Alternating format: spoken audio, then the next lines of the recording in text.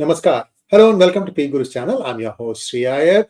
Today joining me is Sree Selva Kumar. He's the Vice President of Tamil Nadu BJP Industrial Cell, and we're going to talk about a few topics. First of all, we're going to talk about the impact of the 5 state election results on the coalitions in Tamil Nadu. Second, the ongoing Chennai floods and its management. And thirdly, the impact Annamalai Padayatra is making, even as it is continuing in its third or fourth phase. I don't remember exactly where we are. To know all this and more, let's welcome Sree Selva Kumar. And please like this video. And if you have not subscribed to our channel, do subscribe to our channel. Well, Selva Kumar ji, namaskar and welcome to 𝗖𝗚𝘁𝙗's channel. Namaskaram, Sree ji. Namaskaram. Selva Kumar ji, so the first thing is this 5 state results has really thrown up a surprise. Congress was expecting to win 2, and perhaps they were thinking in winning 3, whereas the opposite has happened. They have only won in 1. And the results of this is beginning to reverberate in Tamil Nadu, because many in the states of Rajasthan, Madhya Pradesh, and Chhattisgarh are saying that one of the big turnoffs for the DOT coalition was the fact that Udayanithi Stalin said that he wants to eradicate Sanatana Dharma like dengue fever and so on and so on. We used very bad language. And then A. Raja steps in and adds to that. Do you think this was the main reason? What are your analyses saying about the spectacular victory of BJP in these 5 states? Also, then you can look at what is going to happen in Tamil Nadu as a coalition. Please go ahead, sir. Yeah, I think how I look at is, on the one side, we have a pro-incumbency wave. So even after in states like Madhya Pradesh, even after ruling for 20 years, people came out in large numbers and they have voted for BJP. That is because there are 2 factors in play. One, the local CM who did a wonderful job. The way the welfare was handled under his governance is excellent. The 2, the Modi wave.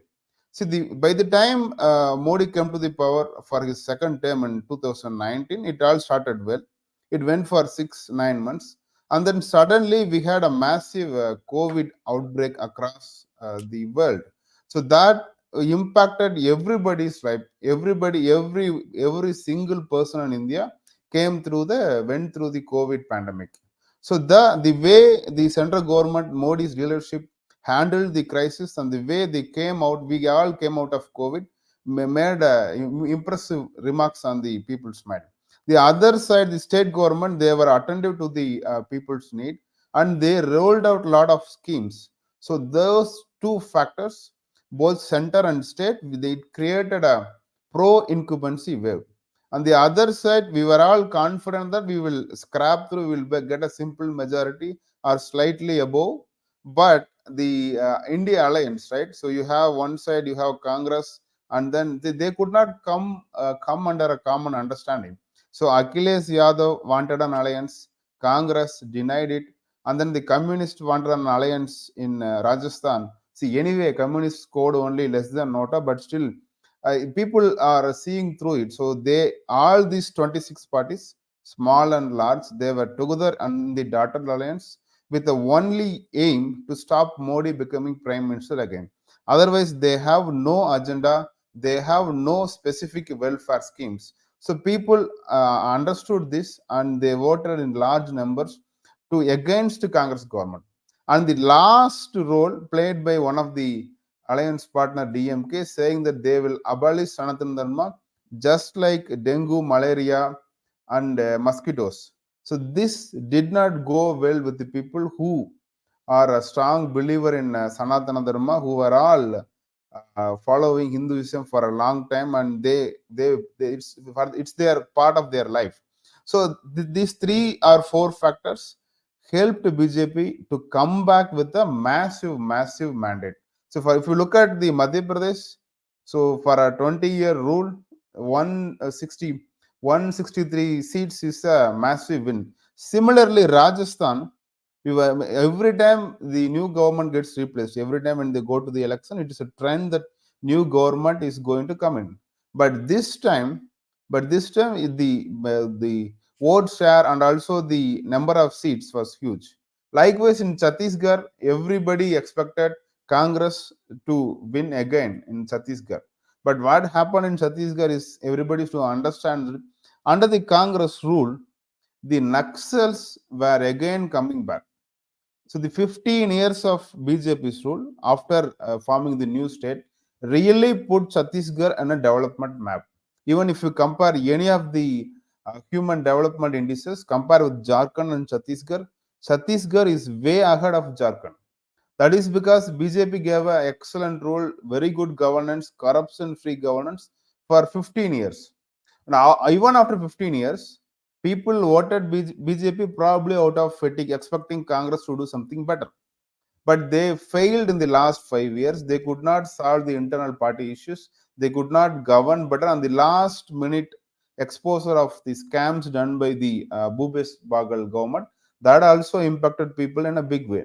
So they voted BJP in large numbers, expecting the state to become peaceful again, expecting the state to come back to the development path, so that the state can maintain its growth rate like before. That's what happened in Chhattisgarh. In Telangana is slightly different. Congress won Telangana as a consolation prize. That is because more of BRS or Bhartiya Janata Samiti and KC Rao. So it's full of family politics. He projected his daughter and son everywhere. It's possible. So it's fully corrupt government. So they are not able to take Telangana forward. See, Telangana now has a massive problem. So it's a dole state wherein a lot of freebies are given. The industrial output has not grown much. Their economy is in doldrums. They have a huge debt to pay. So that is where, if you look at the BJP has almost doubled its vote share from 6.5% to 13.5, around 14%, and also increased seat share from just to being one seat in 2018 to now about 8 seats in 2023. So this is going to give a big boost for the parliament elections for the 4 states.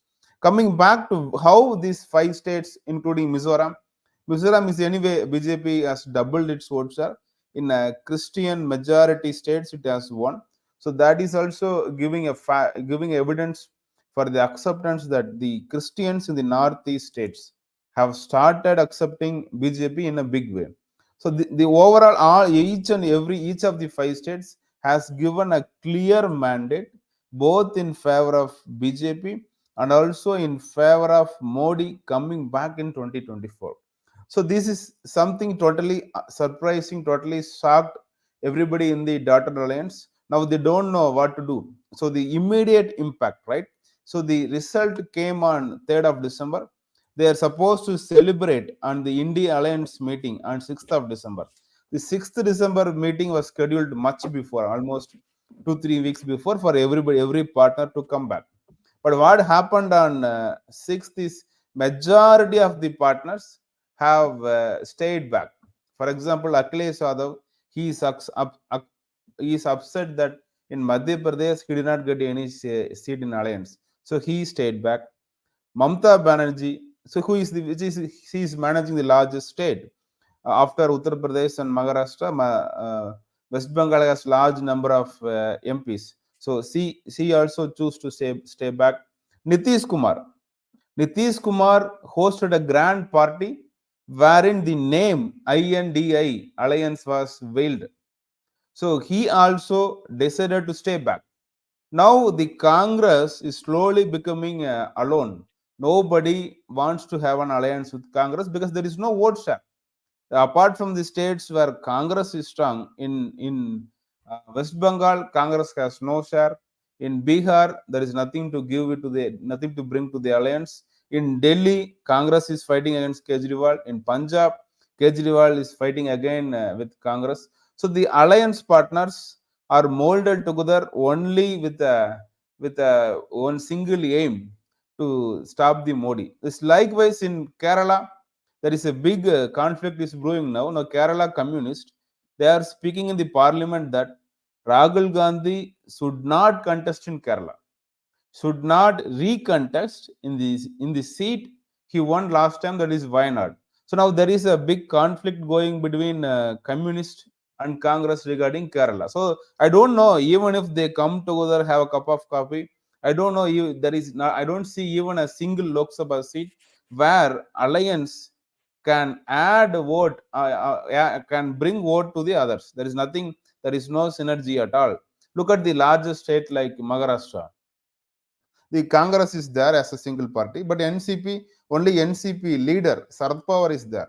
There is no party behind him. He is just a figurative leader wherein there is no MLA, no MP are standing behind him. So this alliance is already doomed. This alliance has no future.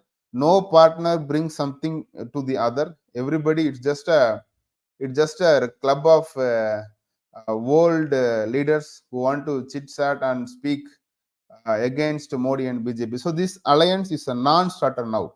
Coming, if you look at the Tamil Nadu scenario, this results are going to have a massive impact.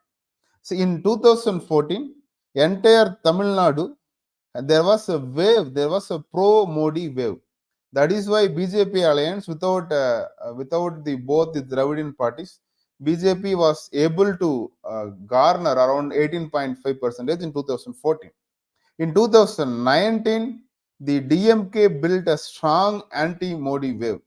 So they built saying that BJP lost five state elections, and there is a mood across the country against BJP and against Modi, anti-Modi. So Modi is not going to come back. The other alternative we propose is Rahul. Rahul is going to head a coalition government like how Manmohan Singh did in 2004 and 2009. So in that scenario, DMK and MPs from Tamil Nadu is going to have a larger share in the market, in the government. So they set up this narrative and they are able to convince everybody saying that Rahul is going to become a prime minister, and Tamil Nadu is the one large state which voted en masse to the UPA alliance. So they won 38 out of 39 seats, which is massive. Out of 140, 150 seats they have across the country, 38 came from Tamil Nadu. So this time that's not going to happen. The reason is this rule, this 5 years of Modi 2, everybody in Tamil Nadu has seen the benefit of the government. So farmers are getting their PM Kisan Samman Nidhi 6,000 per year. Everybody got their vaccines free if they choose to get it free. Everybody has seen the benefit of infrastructure. Everybody now, I think Tamil Nadu may be the one of the state which is using the digital payments in large scale. So digital infra was ready before COVID. The COVID accelerated the adoption of digital payment system.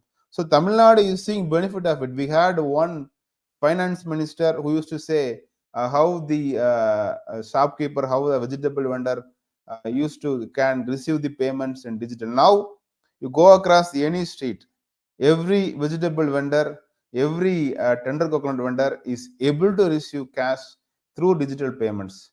So that is that benefit people are seeing it. So another important is in terms of the small business, this government during COVID time has launched an initiative, Atmanirbhar Bharat.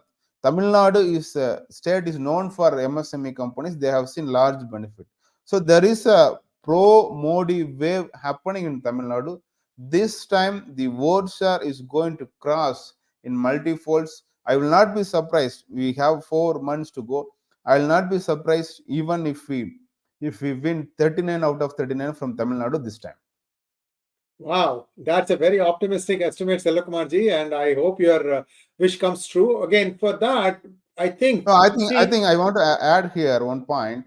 So Yeah. in 2014, Tamil Nadu gave 37 MPs to ADMK. In 2019, Tamil Nadu gave 38 MPs to DMK alliance, including Congress, Communist and other parties. Nothing came to Tamil Nadu out of it. So I am seeing Tamil Nadu is lagging behind 10 years in terms of progress. This time, as Modi 3, hat-trick victory is confirmed, considering what's happening in the other states. So it is important for everybody in Tamil Nadu to realize that they should stand behind the winning party. they should give MPs to the ruling government, not to the opposition. So that understanding should come across everybody's mind.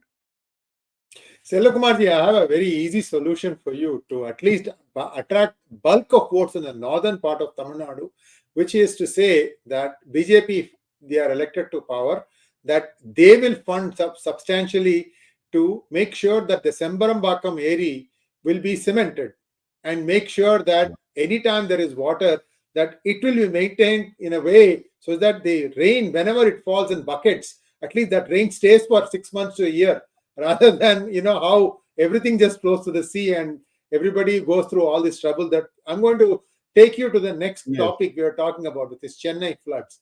Chennai floods, I'm hearing now, after the rains are done, now the Sembarambakam is beginning to again let out a lot of water. They may not be telling it openly, but this is what I'm hearing, like here and there, water is being let out of Sembarambakam area because it is a mud bund. It is not a concrete dam. So what is the status on Chennai floods? I have one slide deck for you. I just took one tweet of yours and I put that. We can talk to this also, how Annamalai has been going through various places in Chennai. Over to you.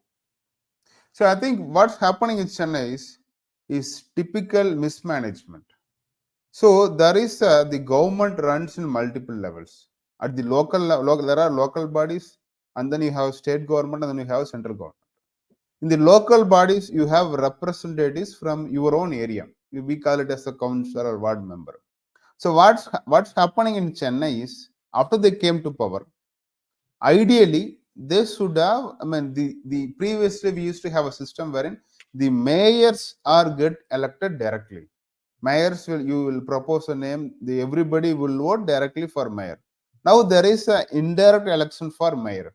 So what happened with Chennai Corporation is they created a delimitation in such a way that the ruling party can win, and then they put candidates only at the council level without naming any mayor. Meaning without proposing any leader for the local body, they contested election at the local level. They won.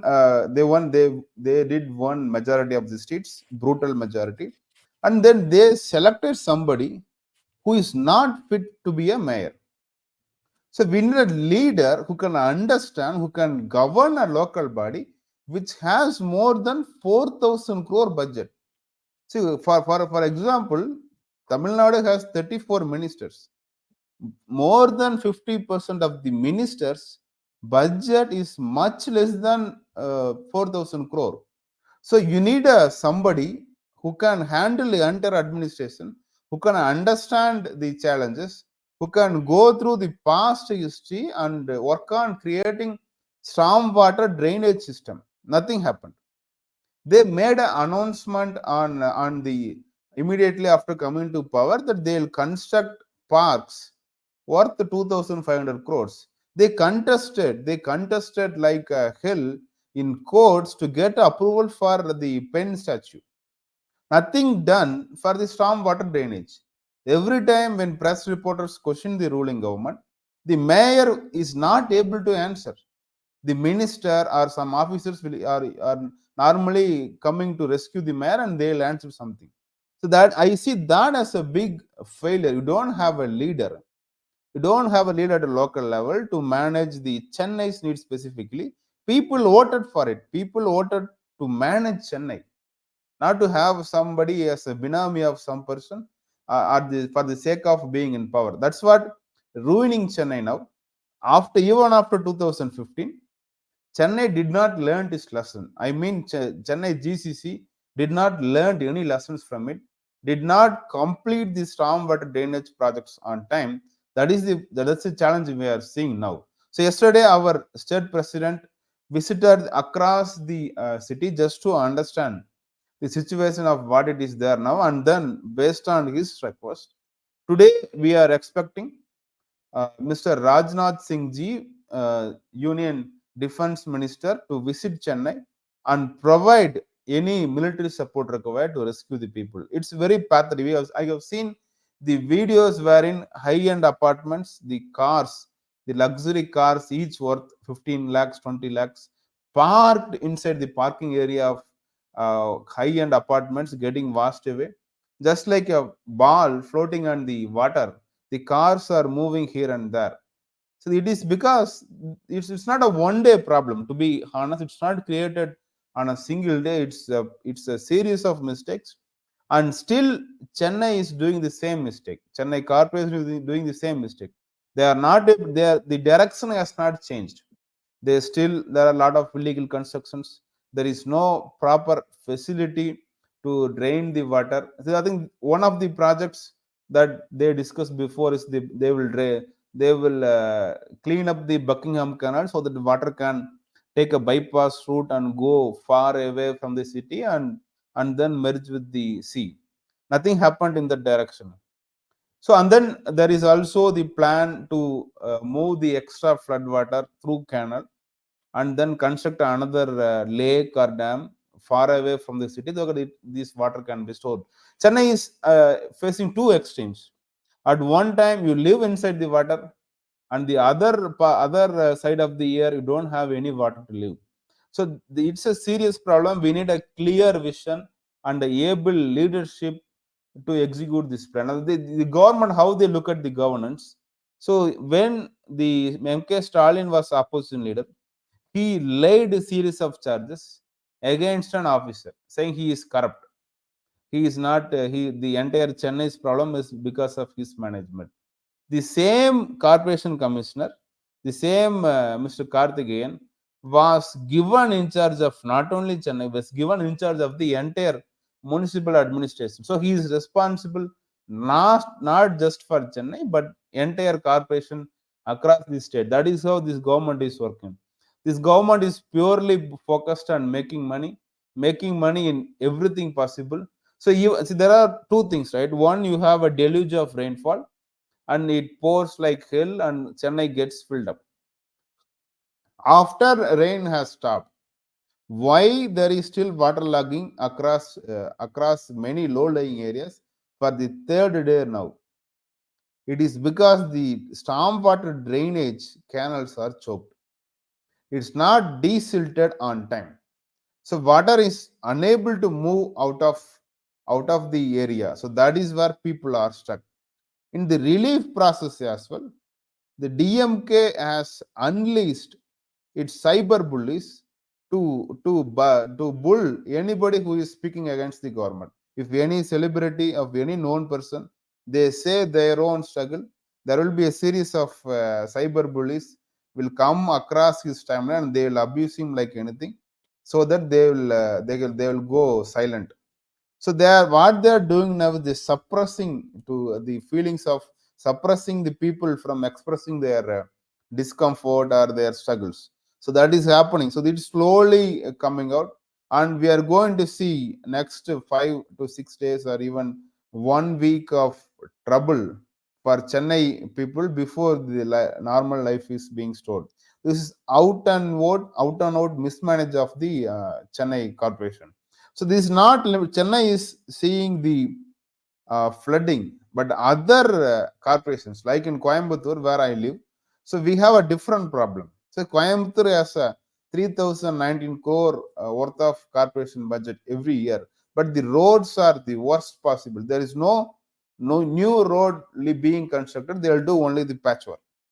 So we call Coimbatore Corporation as a patchwork corporation because they don't lay new roads. If you want to lay new roads, you have to go for tender. Patchwork means it's a regular maintenance. They can give whomever the contract they want, and they're making a lot of money. Drinking water is another problem in Coimbatore. The same thing happens in Tirupur as well.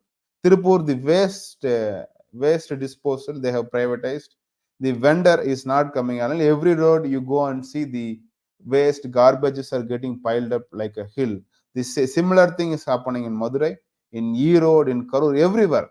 See, everywhere the entire local administration, specifically urban administration, this government has demolished the independence. Now the minister controls everything only because he can get commission, or local ministers are controlling the local bodies. So there is a leadership vacuum created, which is dangerous to the local administration. But I still feel that instead of running these elections, better it could have been under a minister himself, so that maybe there would have been a better accountability. In terms of failure, you have somebody sitting as a mayor or a municipal chairman to take away the blame, and the ministers are calling the shots, and they are making money. So the entire urban body administration is being under shambles. It is because of this government's nature to make more money. So there is no leadership given at the local level. So this is going to give bigger impact. Now already people, when our leader Annamalai ji visited the areas, they want the change in government.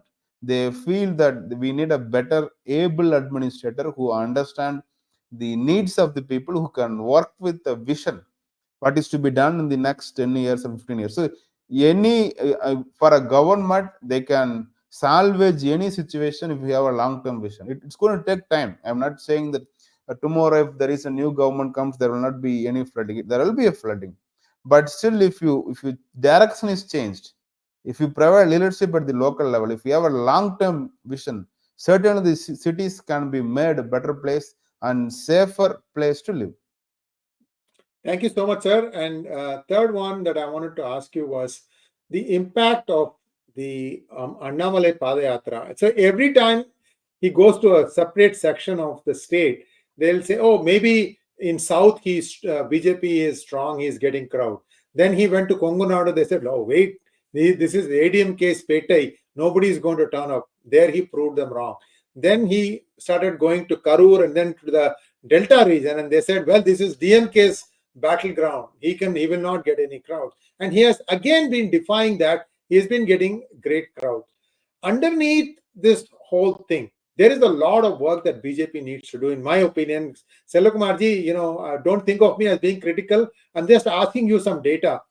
One of the questions that I had asked Narayan Tirupati ji about a year ago was, I said, it is great that you have a great leader now whose vision is able to communicate his vision to the people of Tamil Nadu. The second thing is ground level, ground strength, booth level strength. How good is your booth level strength? What kind of work is Tamil Nadu doing?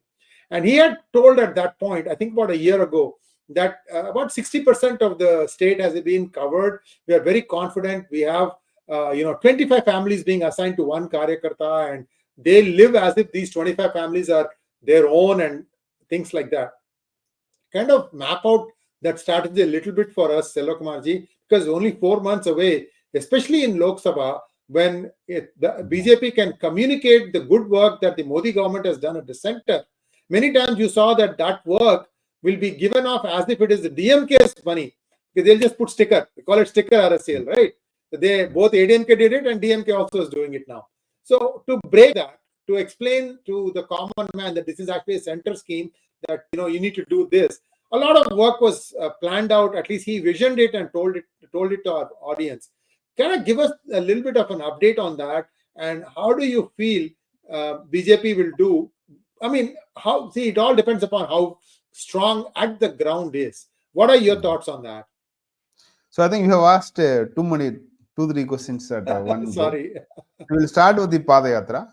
Yeah. So the Padayatra, what our Talaivar is doing, En Makkal Yatra, is first of its kind. I am saying first of its kind because the idea is to cover and meet maximum number of possible. So there is no objective to start at one place, walk non-stop on highways and roads. It's not a single journey. What I see as a multiple journeys, wherein we go and walk in places where you can see maximum people. So that if we will take, sometime we'll take near the bus stand, sometime we'll take the place where residential complexes are there. So there are places are chosen inside every assembly where we can meet more people. In a way, I can say it as it's not a single Padayatra, it's 234 mini Padayatras, wherein you walk through one assembly and then go to the next assembly. So now the plan is to cover 2 assemblies in a day. Around 3 on the evening, we start around 3 to 4 p.m., 4 to 7, one assembly, and then go by road in car or some vehicle, and then move to the other assembly. That's what it's happening now.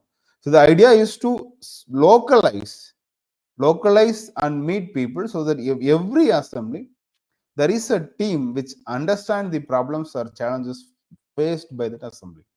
And then we are trying to address what we will do if we are voted to power for that assembly. So it's fully localized so that we can connect with more and more people.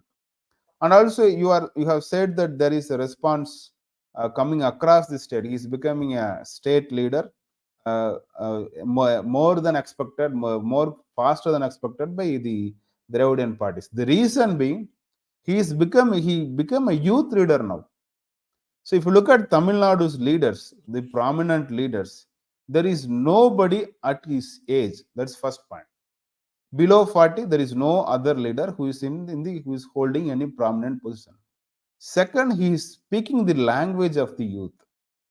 Third, he is able to express the feelings of an average citizen. So when the how under 40, under 30-year youth will feel, they need growth and they can't wait. They are restless.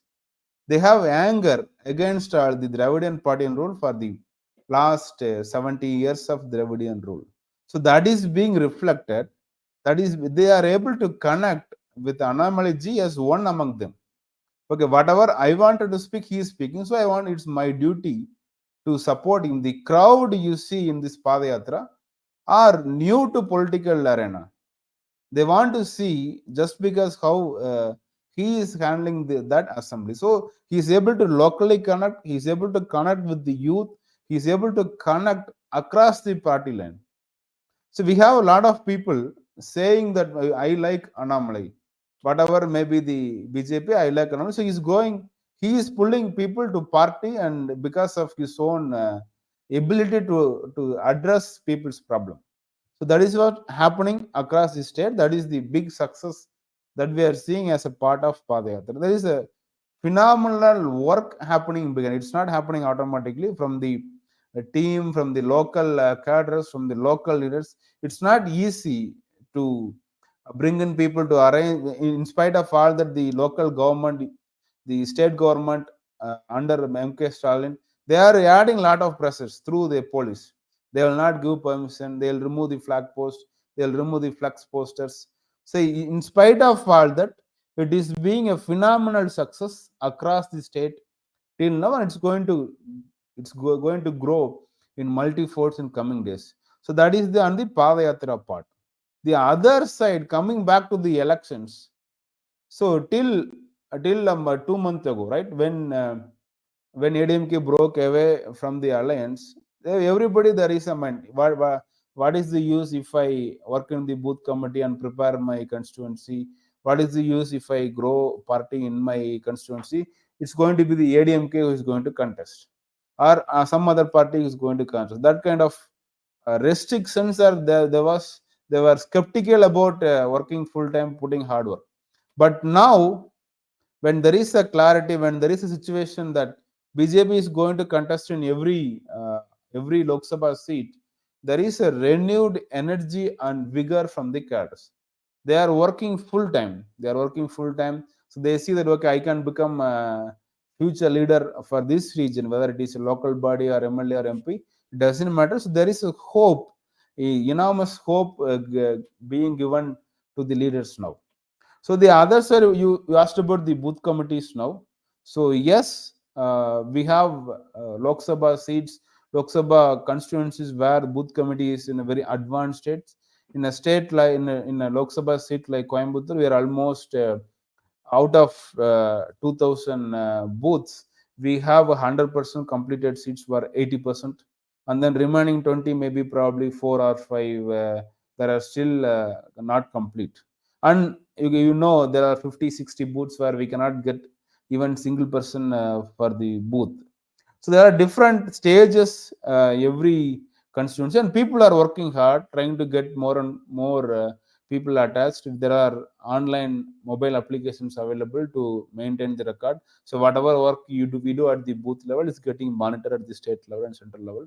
So the cadres are working to get the booth committee complete. It's happening across the state. But one thing we should remember, in 2014, we were much weaker. We had no pan Tamil Nadu popular face like what we have Annamalai now.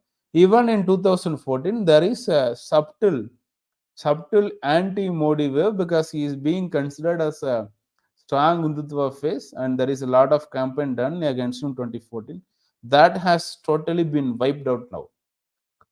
The way he managed COVID, the way these industries are bought back from the COVID crisis, the way economy is growing now. So we should remember that everybody is now slowly getting aware that India is fastest growing economy across the world. It's not America, it's not China. We have beat China for the second consecutive year now in terms of growth rate. It's not Europe. So that result is being enjoyed by the people. So there is a pro Modi wave happening inside the Tamil Nadu. There is a pro Annamalai wave happening inside Tamil Nadu. There is a pro continuity. There is a pro thought process that Modi should continue for the third term. Only then we can become third largest economy. So multiple factors in together, and there is a strong anti-incumbency as well in the last 31 months of rule. So you have a government which failed in law and order. The murders are happening like anything. So it's increasing. And then you have a government which promised before coming to rule that they'll close the 𝗏𝗏𝗏, but now 𝗏𝗏𝗏 sales are increased 50%. You have a government which cannot run public transport successfully. You have a bus which are getting into accident, poorly managed corporation buses. We have even recently seen issue with Avin milk distribution. So they promised reduction of cost. When they come to power, they reduce the milk price, and to recover that price, they are now taking more fat away from the milk, and they are supplying low fat milk at the same cost. So likewise, you have miserably failed urban administration. There is the anger built against DMK at stage. And also these 5 state elections, people now very clear that Modi is going to come back with 400 plus seats. It's up to them to stand with Modi and give him MPs who can bring development to the state. So we are seeing huge wave in favor of Modi. In time, we will get booth committee also ready, or even if the booth committee is not going to be the single reason for any huge victory, there should be a wave in terms of people's mindset. We have seen the party was much weaker in 2014, and we were able to garner 18.5% vote. So this time, the party will be just ready to face the election, and they will capture every vote that is going to be pro Modi. And as I said before, I will not be surprised if we win 39 out of 39 from Tamil Nadu in 2024. Very optimistic, and I wish you all the best. And I think there is reason for this optimism. I will not doubt that, because you see how the small things add up and suddenly it becomes a wave. And I can see what you're saying. And clearly, like if you take Chhattisgarh, for example, everybody called it one way. The reality proved the otherwise. And again, in Madhya Pradesh also, it was supposed to be a neck-and-neck battle. No, it was a blowout.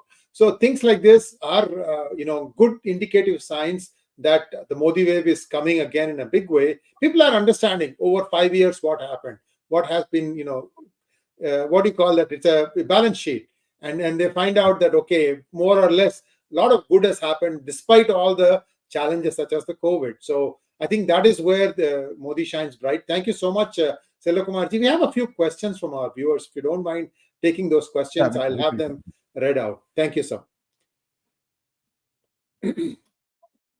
Thank you, Anshuman Singh, for becoming a YouTube member. Shekhar Mathur wants to know, Selva Kumar ji, will BJP continue the cases against BRS looking into the results of Telangana? I think the cases are not against the party, it's against the corrupt individuals. So whatever cases filed against any individual, irrespective of what party they belong to, which will continue, and they will see, all the corrupt money will be recovered from them without fail. Next one, please. Anshuman Singh wants to know, sir, RSS has 5,000 branches in Kerala. Vote share has been good to around 14%. Why does it not convert into seats? I think if you look at Kerala, it's slightly different demographic. So where the both Congress and Communist are strong, we have seen in the last few years, lot of RSS members are getting brutally murdered. Situation is now improving. Definitely, we are going to see a big positive result in the upcoming 2024 elections, and that will be the effect of all the hard work by every individual, every karyakarta over the last decade. And viewers, do watch my interview with Swami Chidananda Puri. He has his ashram in Calicut. He also has branches in Malappuram, all the way down to Thiruvananthapuram. A very important message that he has given. Do watch that one. Swami Chidananda Puri. Next question from Kushanand Keshava wants to know, why is it that RSS groundwork in Chennai is not coming to limelight? This is the best time to bring the public awareness about how serious BJP is, more so with the recent remarks by the DMK MP. So typically, in my understanding, RSS, whatever work they do, they never want to publicize that. It should be a private affair. They want to do the work and move away silently from the place. That approach is being the backbone of RSS culture, and nobody wants the effort of RSS to be published. That is why it's not being shown outside. And the comments made by DMK MP, he is an habitual offender. He continues to abuse the Sanatana Dharma.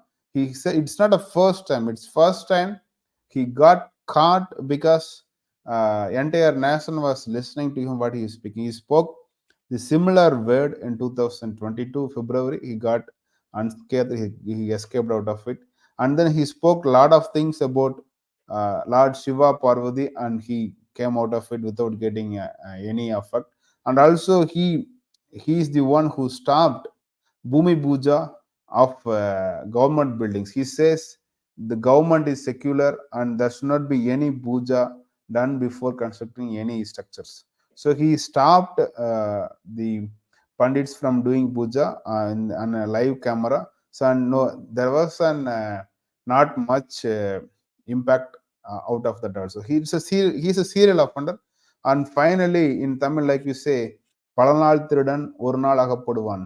Like that, now he got caught in parliament and he is now apologized. He is now withdrawing his comments. So that is because of his nature and his continuous misdemeanor. So the both are, I see the RSS work and DMK's MP comments, both are two unrelated topics. Next one, please.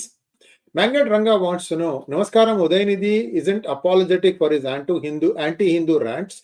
Is DMK of self-suicide and opportunity alliance destruction? Should he apologize now? Would that suffice? No, I think he went in the path too long.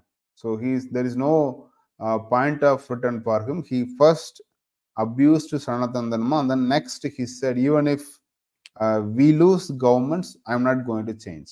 Unfortunately, it's not DMK that lost the government. It's the Congress that lost the government in 2 states. So now I don't expect him to go back. The apology is not suffice. So he should resign as a minister and discontinue his political career for the damage, for the insult he's done to the entire Sanatanis, and the damage even he did to the Congress. The good thing he can pay back to Congress is to move out of active politics. Next one, please. Pranesh Rangarajan wants to know, any relief measures taken in concordance with Padyatra? What's the probability of eliminating DKs from Tamil Nadu politics?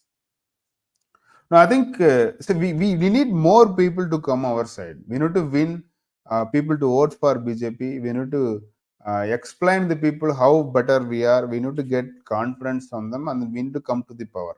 So that is what our objective of the Padayatra, and also we need to meet more and more people so that the party and the leader feels that they are getting connected to the people. Other than that, eliminating somebody is I don't think it should be our mission. We should have a positive mission to grow ourselves. We should be on a mission to grow the state. We should be on a mission to get power and then use that power to deliver good things, good governance, lot of project with long-term vision. So we are living in a state which is declining on day to day. our GDP is not growing as it should be. So we need a clear policy. We need a industry-friendly policies without compromising much on the environment. So we need a lot of things that we have to do to put the state on the right direction, to put the state back on the growth mode. So that is what we should focus on. I think eliminating somebody need not be our goal. That will happen automatically if we continue to the good work. It's if you if you are successful in a long term, that's going to happen. That will be the byproduct of what we want to achieve. Thank you, sir. Last question. Vaidehi Arvind wants to know, do you think that Tamil Nadu Makkal will elect Annamalai, sir? They will choose cinema real heroes. What kind of strategy will BJP plan for this issue? I think if you look at the crowd that's coming to his Padyatra, he is not a cinema hero. He is not even in public life more than 3 years or 4 years now. People are coming because of his tough fight against the ADMK government. From the day one, this government took office, he is exposing their failures. He is exposing their corruption. He is exposing how government and corporates are in hand and looting public money. He is exposing how they want to take land from farmers and give it to the private companies. We have seen gundas being imposed on 7 farmers just because they don't want to give the land to a SIPCAT, the Tamil Nadu Industrial Development Agency. So, and then because of BJP came into the ground and they said, they announced the protest against gundas, they have revoked. So these are the multiple factors. Now there is a clear education happen across the state. People are seeing who can make change in the politics. Earlier there was no example. Earlier even if you call the MGR, he used cinema popularity only, but that is not the case now. Now people want meaningful action. People want to see what is the stand of Annamalai on this issue. What is his comment? Whether he is saying against DMK or what. So like that, now the politics has changed. Unlike the past 20, 30 years or even 50 years, now people are more educative. People have a smartphone in their hand and they have a direct way of verifying the fact. So I think Tamil Nadu is now matured enough not to go behind any sinister. They are matured enough to support a leader who is fighting for their cause, who is supporting against a mighty government. So I think things have changed. It's very positive. The ground level feedback is showing that the crowd he is getting. So I have seen many places wherever he goes, it's even difficult for somebody who go close to him and give a handshake. Such is the amount of crowd. That is why he is under Z+ category to avoid any untoward incident. So he has grown popularity than any cine star in Tamil Nadu. So he is going to stay here. I think no cine star will be able to succeed. We have seen Kamal Haasan, who failed miserably now and went back to acting again. And that's happened with Chiranjeevi as well. For a cine star, just because he is popular, Tamil Nadu is not going to vote for him. That result we will see in 2024 and coming elections. Thank you so much. And Selvaji, you really opened the eyes of many people, very articulate expressions and very good analysis of what is happening on the ground and in Tamil Nadu. And viewers, please like, share and subscribe to our channel. And we want Selva Kumar ji to come back again and again. So please, by way of your comments, please let us know what you think of this program, and we'll try to be even better, and we'll try to answer all your questions and address your concerns. Thank you once again, Selva Kumar ji. Namaskar, and all the best to you.